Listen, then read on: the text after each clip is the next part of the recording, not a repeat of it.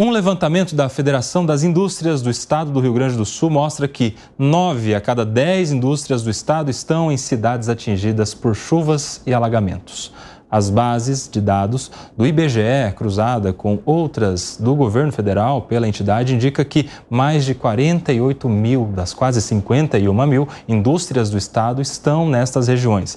A região com maior quantidade de indústrias em municípios afetados é o Vale dos Sinos, seguido pela Metropolitana e pela Serra. Para tentar minimizar a crise no estado, a Fiergs propõe a redução de jornada e salários com apoio do governo federal.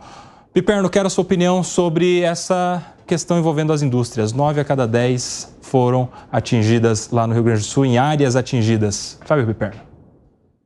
Não, o seu sistema produtivo foi dizimado, né? É difícil hoje ter noção do que realmente vai ser recuperado, quando é que o estado do Rio Grande do Sul vai retomar sua capacidade econômica na plenitude. Então, é claro que essa é uma proposta em sentido emergencial. Eu acho que, por mais que possa ser aparentemente provocar um prejuízo a quem trabalha lá, e objetivamente seria, mas melhor agora ter algum prejuízo do que ficar sem rigorosamente nada. Que essa medida, por exemplo, ela tenha um prazo, né? Então, dá um período para que esse regime excepcional possa ser adotado, né? Portando aí, eventualmente, uma parte de salários, mas também, enfim, os trabalhadores tendo a sua jornada reduzida, para que isso seja recuperado gradualmente. Veja, é uma recuperação de guerra. No curto prazo não tem o que fazer. Agora, eu acho que não pode deixar que isso aconteça indefinidamente. Então, se for uma medida, um paliativo com um prazo reduzido e muito bem definido, aí eu acho que vale a pena ser debatido, sim. Só queria mostrar uma arte para ajudar a ilustrar melhor esta questão envolvendo as indústrias no Rio Grande do Sul. Pode botar aqui, Vitinho. Olha só o nível de indústrias afetadas por essa questão. Na região da Serra, o setor mais afetado é o setor metal mecânico e moveleiro. Na região metropolitana de Porto Alegre, aí nós temos setor metal mecânico, derivados do petróleo e também de alimentos. Já na região do Vale dos Sinos, é a questão da produção dos calçados, que foi diretamente afetada. Já na região do Vale do Rio Pardo, a produção de alimentos, carnes e massas e também do tabaco. E, por fim, na região do Vale do Taquari, a produção de alimentos, carnes, no caso, calçados e químicos, para você ver como o Rio Grande do Sul foi diretamente afetado nas suas produções as mais diversas, calçados, alimentos, químicos, moveleiro, setor metal mecânico, ou seja, vários pontos da indústria do Rio Grande do Sul foram afetados, infelizmente, nestas enchentes. Fábio Piperno, para concluir. Eu queria acrescentar uma coisa rápida. Sim.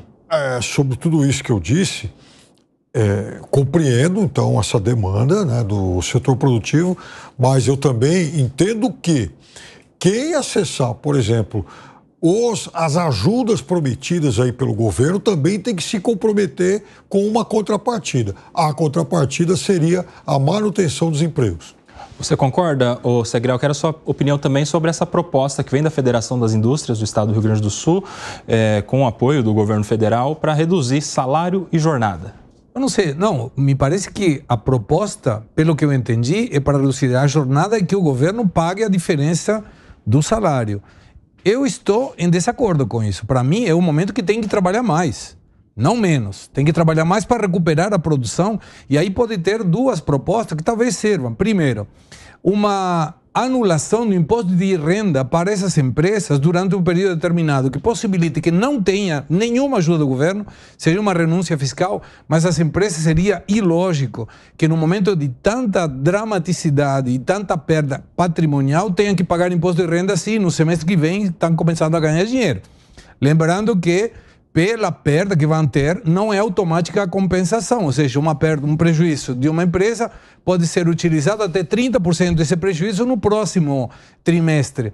Então, imagina, perdeu 1 milhão, aí no semestre que vem ganha 1 milhão. Não vai poder compensar 1 milhão com 1 milhão, ele vai compensar apenas 300 mil e vai ter que pagar imposto de renda. Então seria absurdo.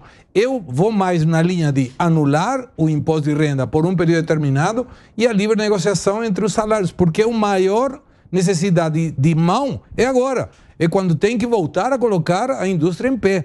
Teve um exemplo, não lembro a cidade, que era uma indústria em que toda a população foi ajudar para a limpeza da indústria. Por quê? Porque precisa produzir. E aí tem outra compensação que a gente poderia fazer nós mesmos, sem nenhuma lei.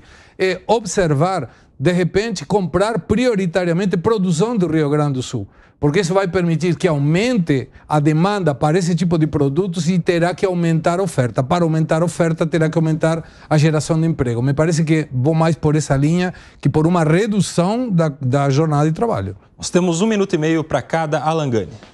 Koba, eu vejo que uma flexibilização no mercado de trabalho, ou seja, uma livre negociação entre empresários e os trabalhadores é bem-vindo em qualquer momento, tá? Então, assim, compactuar salários, chegar ali num salário de equilíbrio, compactuar jornadas de trabalho, o mercado de trabalho mais flexível, ele reduz a taxa de desemprego, isso em qualquer situação. Os Estados Unidos é a maior prova disso. É um mercado de trabalho extremamente flexível, desemprego historicamente baixo comparado com a Europa. Então, acho que não precisa esta situação trazer à tona esse debate, né? Eu acho que isso deveria ser em qualquer situação. Concordo aqui com o Segré, eu acho que uma redução de imposto ela seria muito bem-vinda. Agora, o que me chama a atenção, fazendo uma crítica aos meus colegas do mercado financeiro, que produzem o relatório Fox, tenho certeza que o Piperno vai concordar comigo. O Piperno é fã do relatório.